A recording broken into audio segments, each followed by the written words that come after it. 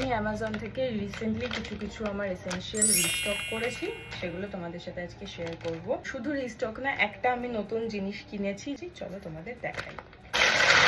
ফার্স্টে যেটা রয়েছে সেটা হচ্ছে ফিটমির এই কম্প্যাক্ট পাউডারটা। কম্প্যাক্ট পাউডার হিসেবে আমি আর অন্য কিছু লাগাই না। আমার এসেনশিয়াল ফেস ওয়াশ, এটা আমি 2 বছর ধরে ইউজ করছি। আমি আর অন্য কোনো ফেস ওয়াশ এটা বাদ দিয়ে ইউজ করি না। হচ্ছে ভিনাসের দুটো রেজার ব্লেড রিফিল।